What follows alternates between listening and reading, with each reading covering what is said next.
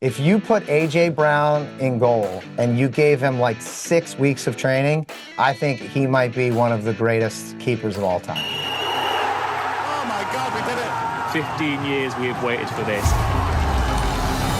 Season 3, welcome to Wrexham. I know you guys are back in the English Football League. Congratulations, that's very exciting. I want to know, what can we expect to see in Season 3? Well, the most important thing in Season 3 is it starts with great struggle, because sometimes you have to be careful about what you wish for. Getting into the EFL has been a challenge, which you see very early on in episode 1. It's a struggle. It's a difficult league to jump into.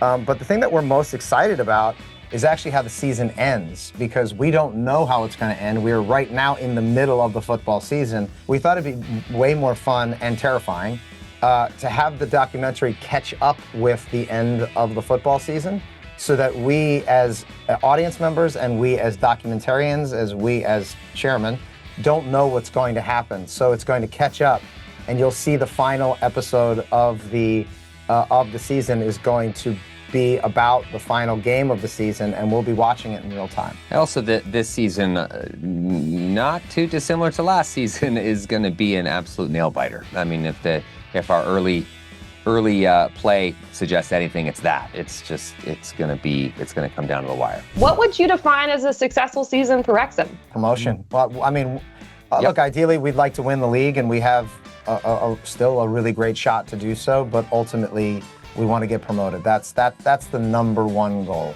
The number one goal. Yeah, it's really is in that order. Number 1 is winning the entire league. Number 2 is getting promoted. Number 3 is getting promoted.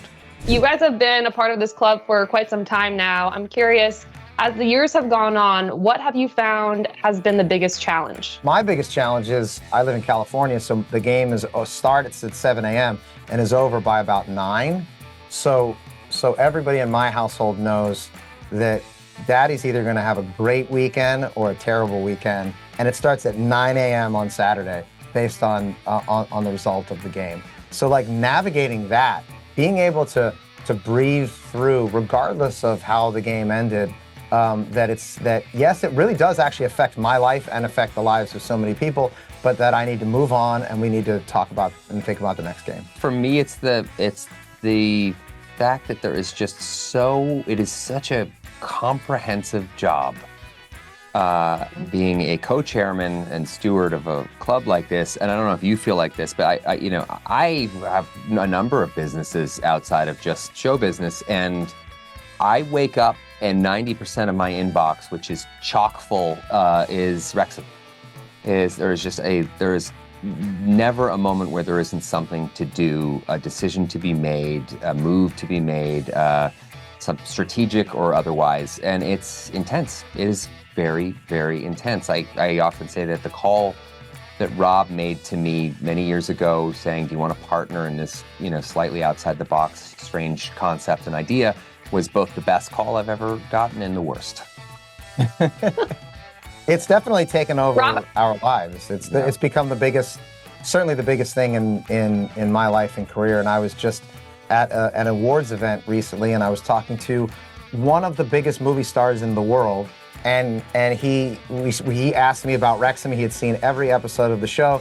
He was following along with the season, and then I mentioned something about Sunny, and he said, "What's Sunny?" And I said, "It's a television series I do." And he said, "Oh, really? Tell me about that." He had never heard about that. We did our pilot episode during the Big Bang, and then the following. But he didn't know, he had never heard of It's Always Sunny in Philadelphia, but knew everything about Wrexham. So I think that's a pretty good indicator of how big of a thing that it is culturally, but how big of a thing that it's been in my life. One thing I know that you're also well known for, Rob, is you're a big Philadelphia Eagles fan. So I do have to ask you, if you could pick one player from the Eagles to play for Wrexham, who would it be? I know. Wow. I mean, you think I'm going to say Jalen, but I'm actually... I don't think you're going to say Jalen. I mean, look, first of all, Jason Kelce is my favorite person of all time. That's why.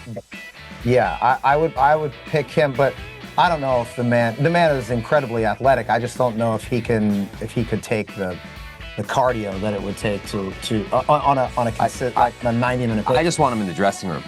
I want him in the dressing room firing everybody up. But I would tell you what, If you put A.J. Brown in goal and you gave him like 6 weeks of training, I think he might be one of the greatest keepers of all time.